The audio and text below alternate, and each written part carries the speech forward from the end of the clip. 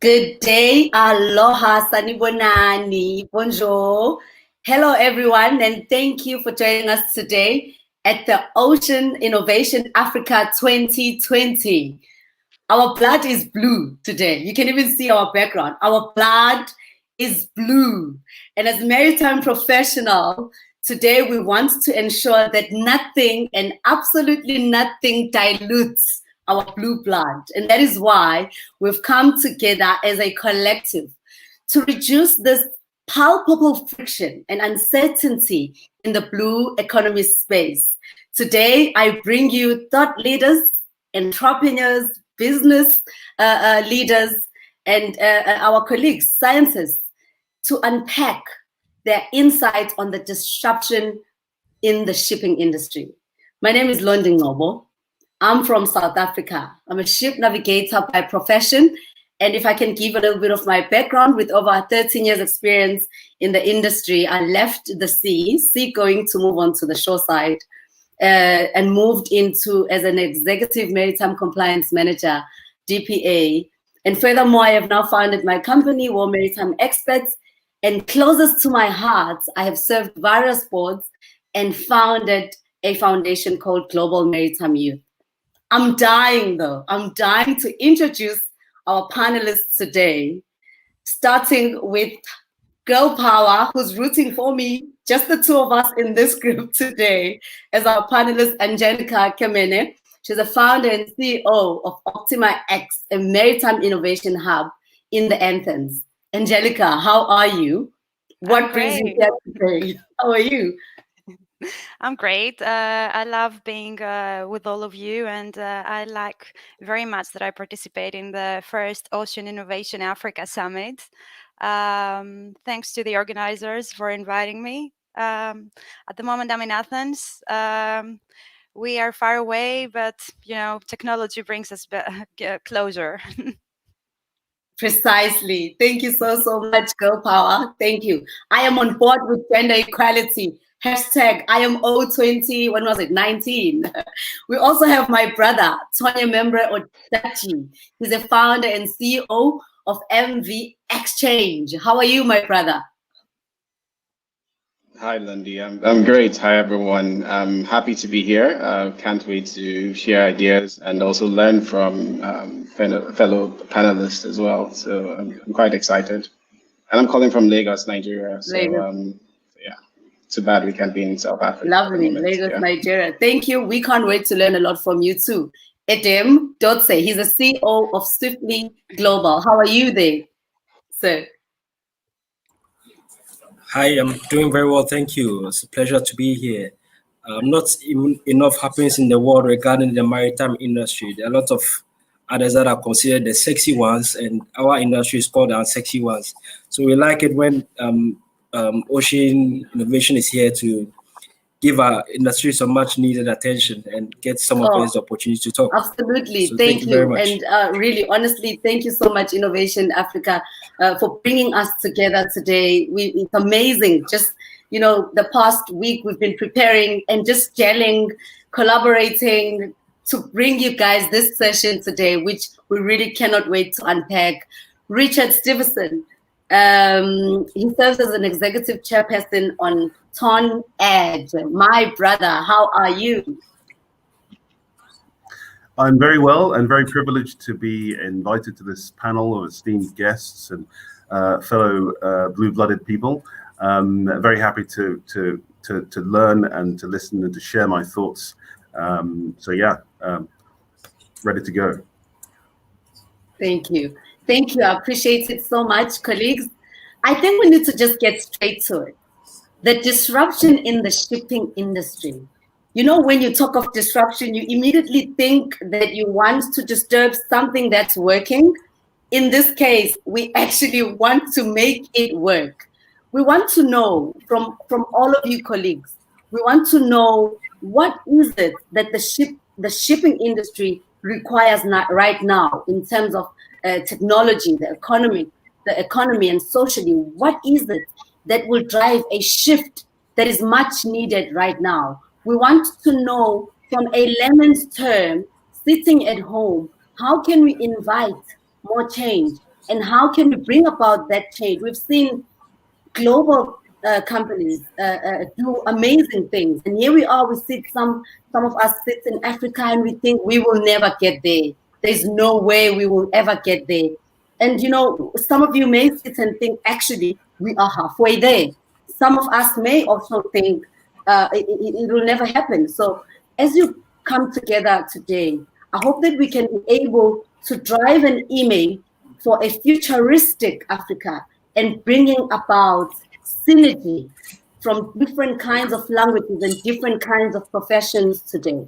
Angelica, my sister, your background is quite intriguing. You know, you've done amazing in your space. But in terms of collaboration, what is your view in terms of industry, shipping industry cross collaborations in order for us to accelerate change? Are there any pillars that we can drive to drive a strong collaboration? Because I think that is key. As we sit, we want to collaborate. We want to know each other. And we sit in our corners not really knowing how to begin. Where do you think that a strong collaboration, where's the weak link in this so we can be blended? Okay. So, according to your question, I will spend the next few minutes discussing a little bit around cross-collaboration and innovation clusters involving all the 5 pillars of our industry.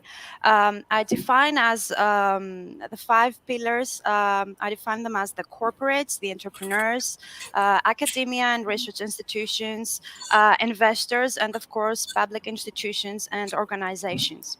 All those pillars combined and working together can accelerate change, and they can actually promote innovative and sustainable practices.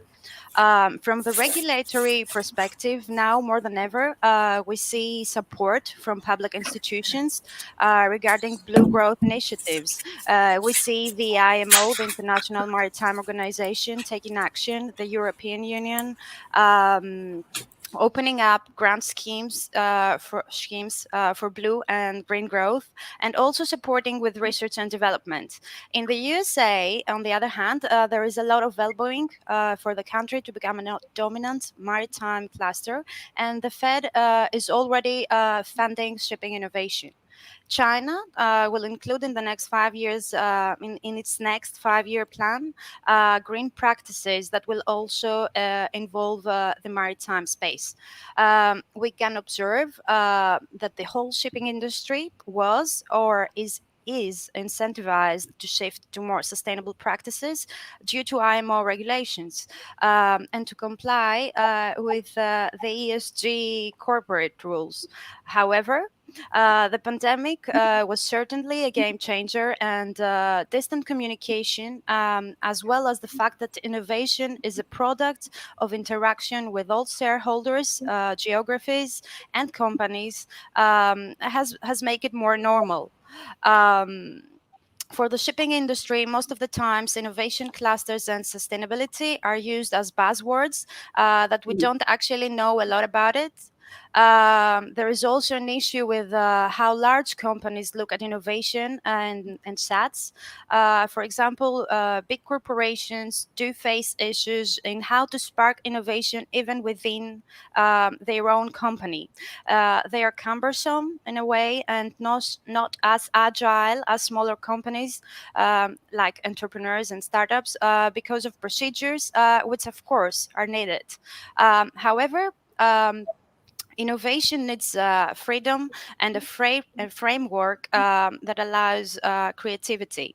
The industry, in practical terms, needs to go around to find out ways to boost innovation. Some industry participants act as enablers between startups and shipping companies, and at times IMO rules draw or frame the opportunities for collaboration. I remember there was a comment once from an industry participant stating that it looks like innovation and sustainability profiles are mentality are actually coming on us, and they are not driven by us. So if equipment and technology are not imposed by the IMO or another regulator, there is a lot of pushback. That's for the traditional shipping industry. Cluster collaboration globally looks like a key catalyst. There is not a right focus in terms of collaborating within innovation. We need to open up and work with our companies to test new solutions. Since institutions or rule makers cannot innovate, we don't need to restrict ourselves and think in terms of regulations without breaking the boundaries. Our industry needs to innovate and work towards more sustainable practices without the set boundaries of IMO. We need to think out of the regulations, and then regulations will actually follow. However, in terms of cross-collaborating in our industry, we have seen that we are a lot more vocal in collaborating with our peers to test new solutions, but in practice it is somehow difficult and challenging. When then it comes to the industry actually collaborating with the entrepreneurs and vice versa, startups don't understand the risk picture when they talk to owners or managers regarding the internal decision processes of a corporate and also the commercial aspect process of them. Corporates, on the other hand, they lack sufficient processes to manage this pipeline of startups knocking up their doors. It's evident that there is a knowledge gap in how they can better engage together. Startups traditionally have stronger ties with academia, and I think that we need to combine industry with academia to use as leverage for entrepreneurs. Challenges for startups are mostly found in the piloting and validation region, as there are issues with the openness from corporates to engage. What it should be done, it's that we need to have an active ecosystem or cluster in order to engage actively and constructively with the participants.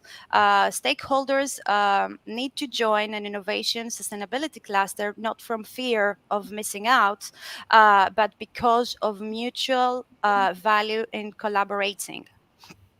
What startups do feel is that doing business in shipping moves slowly, and they say that it's easier actually to talk with traditional shipping people than actually to work with them. So cluster relations and networking could help. Finally, as a general statement, there is a lot of talk about sustainability in shipping and the net zero emissions. And although there has come some fundamental recognition, no action has been no action is actually visible yet. Getting into action collectively is the biggest challenge at the moment and should be orchestrated, I think, not only by regional clusters, but also from one global innovation supercluster that will actually allow all cluster participants to enjoy mutual commercial benefits, but will also bring outside inspiration. All adjacent industries, as shipping is just one element of the sustainability agenda, should be invited to the supercluster. And we need all parties to learn together and move forward towards innovation and sustainability within our environment. Thank you, Angelica. You know, it's so intriguing how well researched the challenges that you face. Like, for me, it's mind-blowing to even realize the gap between startups and authority and the regulators. It's just so mind-blowing. But if you can share with us, what's a typical scenario in terms of a startup struggling to break the ceiling and be approved to then be able to implement that innovation they want to bring about?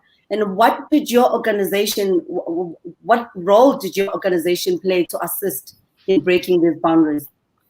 Yeah, so problems with startups, as I mentioned before, usually come with validation and the piloting stages. So they have an idea and they have a ready-made product and they want to test it.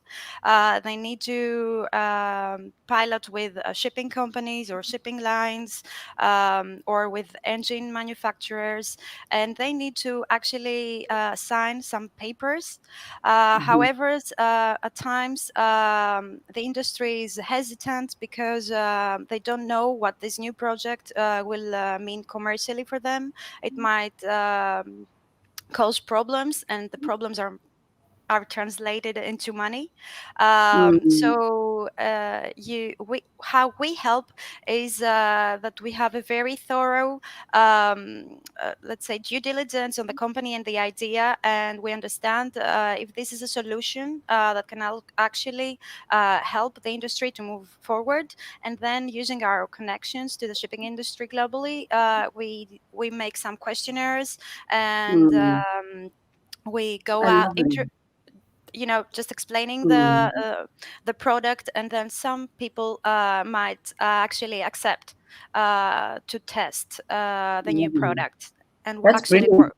Yeah, that's brilliant, because you pretty much hold that hand all the way up until inception, up until execution, which is really, really amazing. I want to move on though, because you mentioning this, and I think it ties up perfectly with Tonya's background here. Traditional to digitization for startups. I don't see how it blends. I don't see how possible it can be. Tonya, what do you think in terms of startups, from a startup perspective, between traditional routines or scenarios to digitization? Is that even possible? Are you able to unpack this for us? Yes, absolutely. It's very possible, and in fact, it's happening right now, and that's what we're doing at my company. So something that you might know, first of all, thanks for the intro, Lundy. Something you might know, and the rest of the panel might know, is 90% of Africa's trade is driven by sea, and this literally means nearly everything we use and own arrived Africa on the ship. So in essence, trade is or should be the most significant activity. But have you ever tried shipping one container, or know anyone that has tried shipping one container?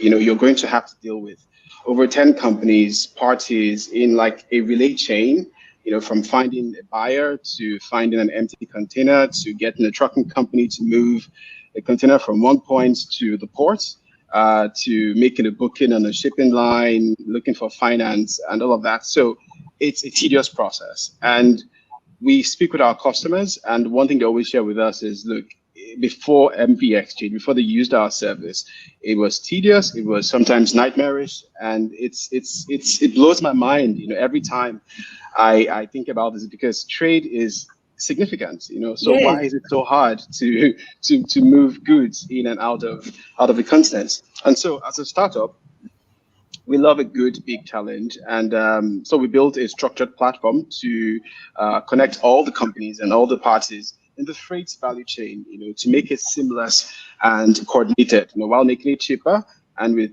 a superior customer experience. And even recently, we've added finance elements to it, where SMEs can even secure working capital to help them finance their exports, and get them more active in global trade and shipping, So we're passionate about digitizing the entire process, especially in Africa, because Africa accounts for only 2% of global trade. That's just ridiculous. With all that we have on the continent, it just doesn't make sense. And with our fast growing population, we have to be extremely desperate and deliberate about trade. And that's why we're doing what we're doing. And that's why we think startups can really bridge that gap between traditional systems and processes in the freight process, and also in the shipping process, and in the supply chain finance process, and if we leverage technology and data, we can get more SMEs online to effectively trade with the international community. And just a bit of context, SMEs make up about 95% of businesses in Africa, but only 7 to 10% of them account for import and export trade. Compare that with the US, where you have 95% that participate in international trade, or in India or Brazil, where you have 40% of small businesses that participate in international trade and shipping. And so trade and shipping is core to our survival. And I feel, personally, that it is somewhat of the silver bullets that we need to transform our continent. And so shifting from traditional to digitization will make the trade process easier and more transparent, even more flexible and cheaper, especially in a place like this that's a bit more difficult to do business on the continent than in Europe or the US, for instance. And I'll just reference something I heard once by Ryan Peterson, the founder of Flexport, the biggest trade forwarding startup. And he said, trade and the internet are forces for good. And they really are. Today, a small business in Accra can find international buyers, access working capital, and book a freight request for delivery to a buyer in India, all online, from his warehouse or from his farm. So it's incredible what can be done if we're able to harness digitization and really move forward from traditional environments, traditional processes to digital processes. And I'll just recap with this: technology is not enough. Digitization is not enough, especially in Africa, because there's a huge infrastructure gap that needs to be filled. And we also need better government policies to facilitate trade and digitization. Without these two things, honestly, we can do our best as startups. We can build the best tech with AI, blockchain, name everything. We can build all of that. But if we do not have the right infrastructure and the right policies in place, none of that will happen. And for instance, I got into this business because of a problem I saw in my previous where I worked before. So I'm from a family of maritime practitioners, from my grandfather to my father. And when working, I realized that we can make things more efficient. My job then was to find vessels for energy companies, and I realized there's no database where I can find these things very easily. Like, why do I need to call 5-10 people to get a vessel for them? And I decided, there's not this doesn't exist in Nigeria, in West Africa, in Africa. So let's build something like that. And so we built the first our first product, where we connected vessels to vessel owners to vessel charterers in West Africa, and that's now led us to discover this freight side as well, and we realized that there's a huge gap here that needs to be filled, and so that's why we think we need to move from that traditional space to more tech and more digital processes to create more efficiencies in the entire value chain. No, thank you so much. I was very intrigued at the fact that you're able to even help with startup capital. Because that's usually a problem with all these entrepreneurs and startups coming up. They just get to stand still as soon as they realize how much money it will take. But I've got a question here from Peter. Peter says, we see a albeit slow transition to adopting LNG as fuel for offshore shipping. This is a great opportunity for a few hubs to take the lead and demonstrate the viability of this less polluting fuel. Which African ports are going to be the front runners? Anyone on the floor can tackle this? Do you have an idea in terms of progress within the African ports that will take the lead and run with this, Tony? Well, I would say the South African ports, especially Port of Durban, because being the biggest port in Africa and also one of the most advanced ports in Africa, I believe that they will be one of the front runners, in adopting adopting LNG as well for offshore shipping. And any other port on the continent. I see, and it's very fair that you think that, because it is the largest port in Africa, and it's also very the busiest in Africa. So let's hope they do run with it, because it is very much a necessity. It's not even a luxury anymore. It is a necessity. You mentioned also that we need help from government. What's your perspective? And I think we can all share the same, because no one is ever really happy about the government. How can government support, in your perspective, based on your side of experience? Okay, so for what we do, we support trade, and government support to make the business environment more conducive for businesses, for small businesses to thrive. This should ensure that they are able to produce required shipments for their buyers overseas, and so yeah, I think. But government creating an enabling business environment will surely help, and also putting in place incentives and maybe tax breaks for exporters, especially small businesses that are looking to really ship cargo, from Africa or from Nigeria, in my case, to Europe or US or to India or China. With more incentives, you will get more small businesses in the mix, and with that, you create a ripple effect of impact across the continent.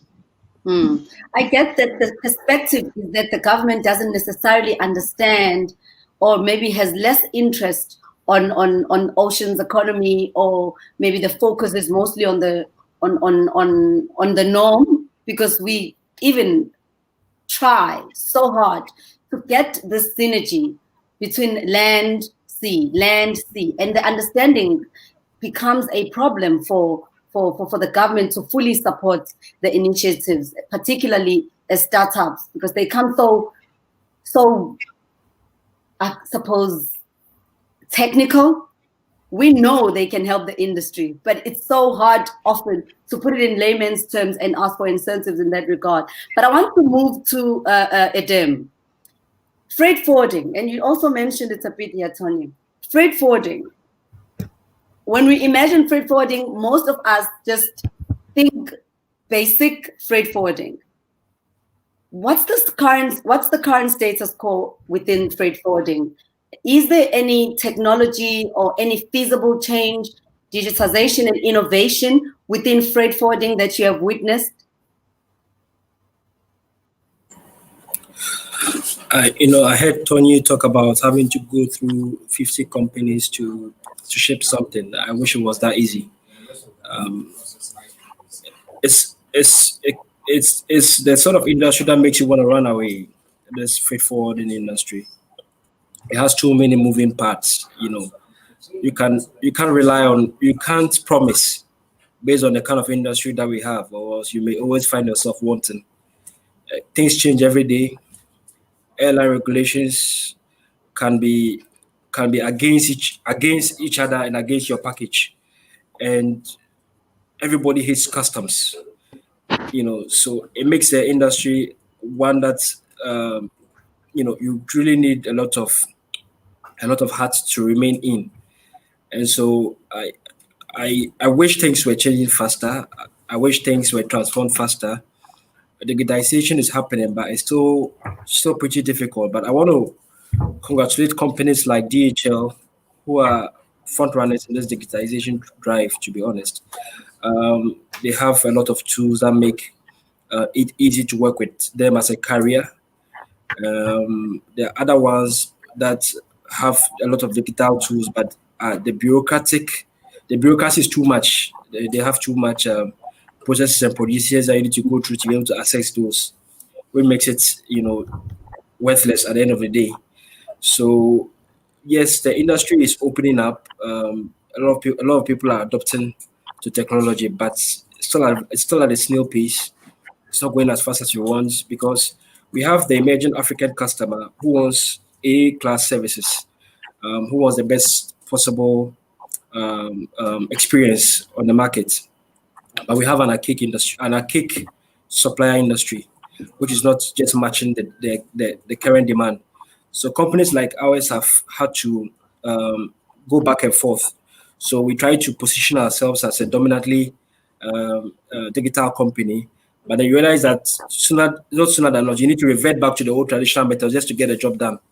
And that's how difficult it is. So yeah, you know, if you ask me about my comments about adaptation of technology, I'd say mixed. It's very, very mixed. But the possibility is there, because we can see because of the innate, we can see how great it can be. But we are just underperforming at the moment. You know, when you compare to how normally awesome the industry can be if it truly was in sync with technology. You know, companies like Tony was saying, talking about the power of the internet. You know, Jack Ma of Alibaba listened to Bill Gates talk about the power of the internet, and it can do marvelous things. You see, and make life very easy for people, but we are not utilizing the full potential of it, and it breaks my heart. Oh, you know, it's things that make us lose sleep at night. To even think, thank you so much, Tim, for sharing that. You know, for me, I didn't even imagine freight forwarding to even have possibilities in terms of innovation and technology. It's still very much, it seems like very much old school. But I want to know from Richard. We have technologists, we have ship makers, we have operators, we have finance players, all in this space. When it comes to industry language itself, you know, is there even any harmonization, you know, to bring about any capital and social mobility within the shipping industry? I want to know what your thing in terms of synergy and harmonization. And I have a very brilliant question from Mary, which I want to share with all of us to unpack before we close the session. Okay, so let me extend my initial introduction. I'm actually based in Europe, in Monaco and Monte Carlo, and I wear two hats. One is within a very large, a very old traditional shipping company that manages dry bulk and tanker vessels, in which I'm involved and head up the investment decisions within the company. I started in a financial background and was introduced very cleverly to the industry by a very innovative but nonetheless traditionally trained ship owner through a very old shipping family. So I saw from a financial perspective how to enter the shipping market and the differences between language, between finance and shipping. And if we're talking about the mobilization of capital, it's coming from the financial community, albeit through various levels of understanding of innovation. So the ability to communicate between shipping and just general finance was one of my first challenges. I think from that perspective, something interesting happened, which created my second hat, which was an innovation within a traditional shipping company. We realized that the way shipping had worked historically was very data-less. I think many of the examples now being discussed by the panelists, which are fantastic across innovation to actual success stories, rest on the utilization of data and the acknowledgement of constraints and challenges within what is often a slow industry that's speeding up. And the pandemic has definitely accelerated that process. So we went from shipping to shipping investment to shipping private equity company, and within that we span off and created a shipping data and analytics company that looks at ship values. We price the entire global traded vessels, and that's some 25,000 vessels we trade algorithmically. We apply analytics as well, and we span that out because of an interest from a very large company that saw a gap. And we then built the company around that and were supported, fortunately, by the very large company and the series of contracts. And that has spun out to many other things. So the language barrier was the hardest barrier for me to cross. But once we mapped shipping and finance and then started to contemplate the technological side, which Angelique referred to as being much more innovation and academic based, the practical ship owner being practical in nature and perhaps dismissing data in favor of maybe instinctual tradition, and then the language of finance, which enables everything, needs to be harmonized. And I think if one can harmonize a message across those three elements, this is really capital's mobilized. Wow. So that was a general view on things from my two hats. Wow, this, you know, it's so interesting, colleagues, that we sort of somehow all talking synergy, collaboration, and we all come with different struggles that we've also well researched. And here we are sitting in Lagos, South Africa, Athens, New York, struggling to find synergy and crying out for collaboration, you know?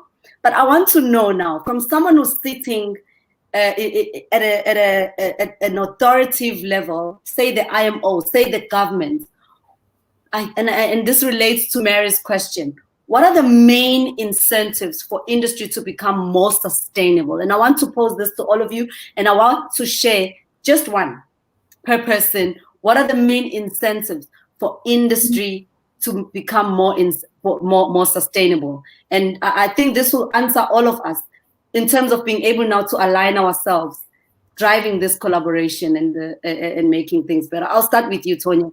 I'm sorry to catch you off guard. But what do you think, sitting where you are now, will be the biggest help you will ever find? From government, from private sector, you name it. I think from government, obviously, one thing we always push for is just policies around, the export market. How can we help businesses move goods as quickly as possible? How can these businesses get incentives, tax incentives for export? We believe that if businesses can access this or have this, then they can move as quickly as possible. They can move as much cargo as quickly as possible. And once we have that, then this means we have the opportunity to really leverage our technology to support trade. Brilliant. Angelica? Sorry, I was muted. What help I would expect from governments?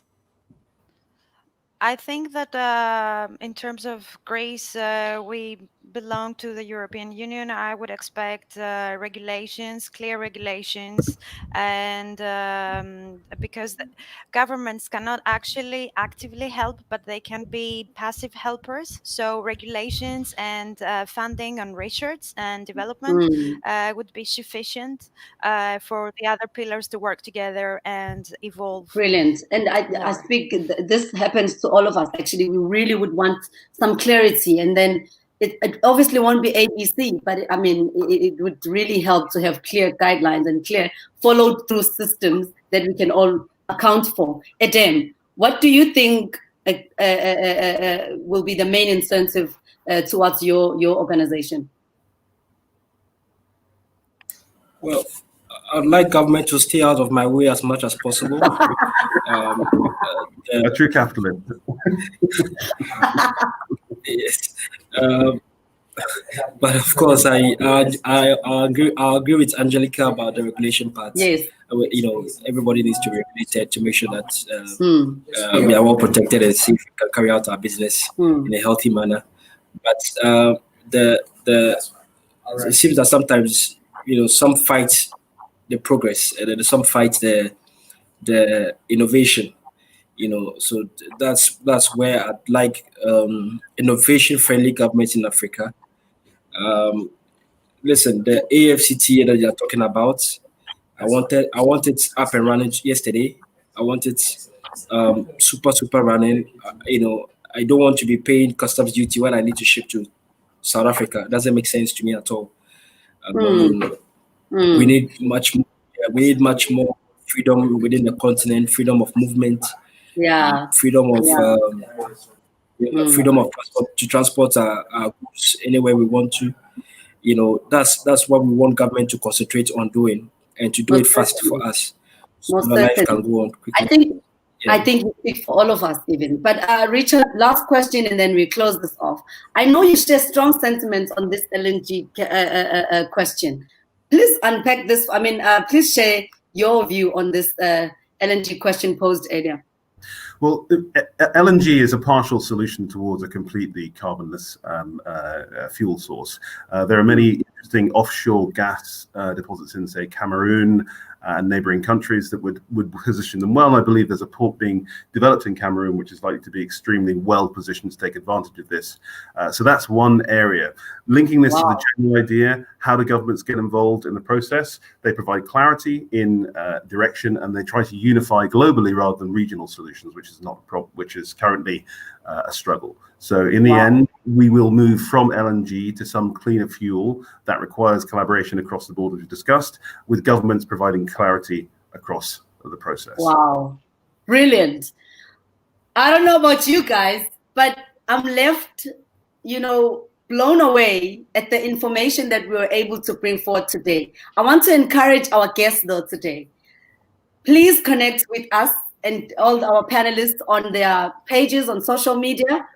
You will see on the flyer, and ask more questions and raise your hand for collaboration and synergy in all the aspects they covered.